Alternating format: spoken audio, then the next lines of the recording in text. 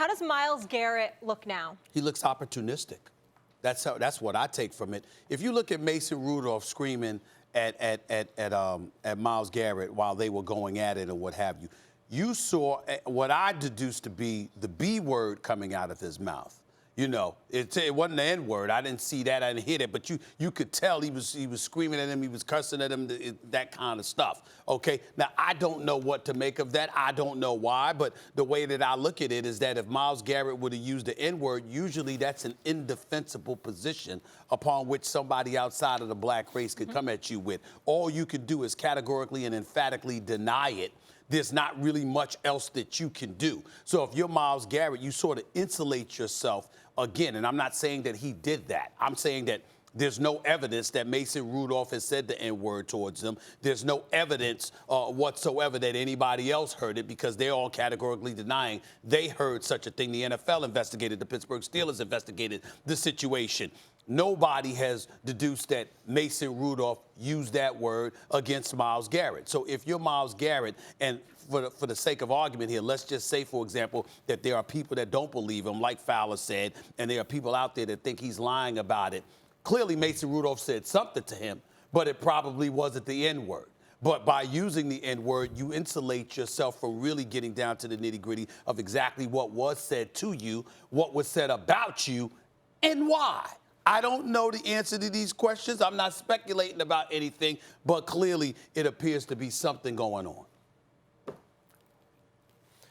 I think it makes it look not like he's opportunistic, Stephen A., but like he's telling the truth as far as he understands it. John Dorsey, the GM, said that Myles Garrett was making this claim immediately after the incident, right? It wasn't like, oh, why'd he wait so long? He was making this claim immediately after the incident behind the scenes. Now, he came out and said he didn't make it widely known because he didn't want to make it seem as though he's using it as an excuse for his behavior, which he describes as inexcusable.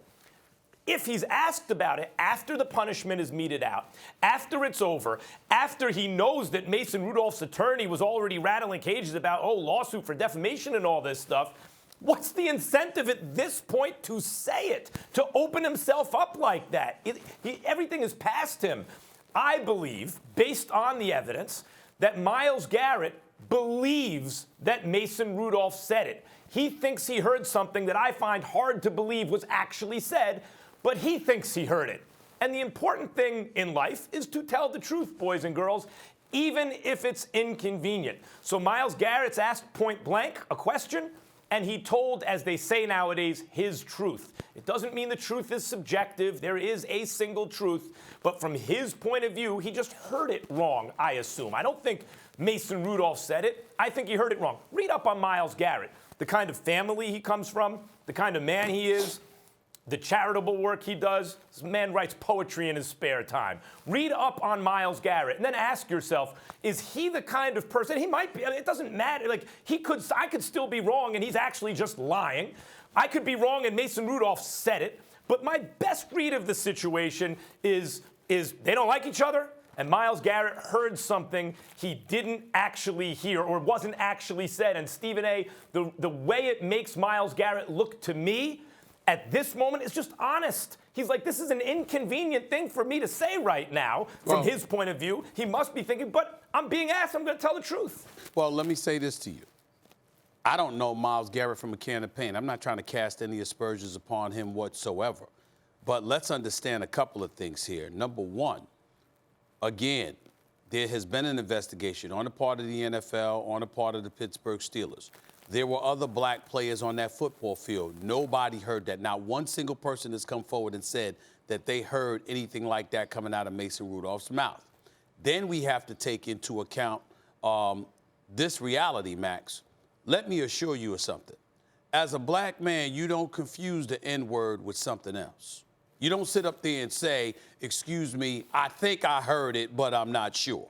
Or, he thinks he heard it or whatever the case may be. Now, he either heard it or he didn't. Now, to his defense, he's emphatically stating or clearly stating, that's what Mason Rudolph said to him. I'm not calling him a liar. I don't know. Mason Rudolph has emphatically and categorically denied it. I don't know. But I do know this. It puts Mason Rudolph on a defensive and completely insulates Myles Garrett, because the bottom line is you already served your 6-game suspension. How a lot of NFL players came up on this show, felt that it should have been longer. You have NFL players all over the place saying that his actions were so egregious that the punishment was not enough, that he got off relatively easy considering what he had done.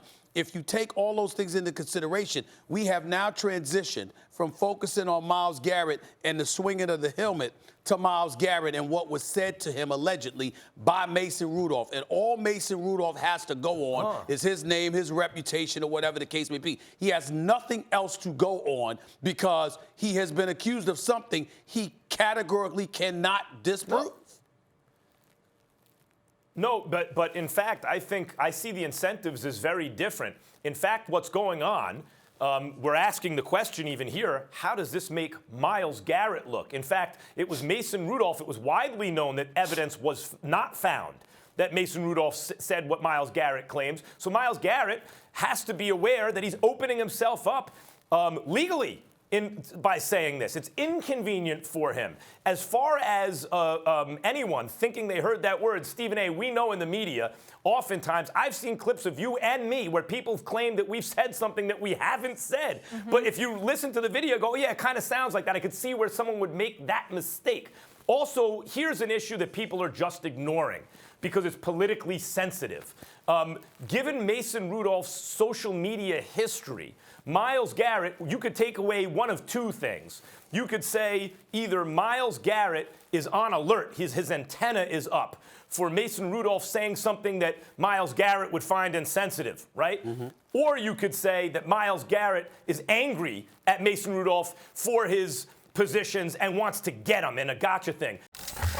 Thanks for watching ESPN on YouTube. For more sports highlights and analysis, be sure to download the ESPN app. And for live streaming sports and premium content, subscribe to ESPN+.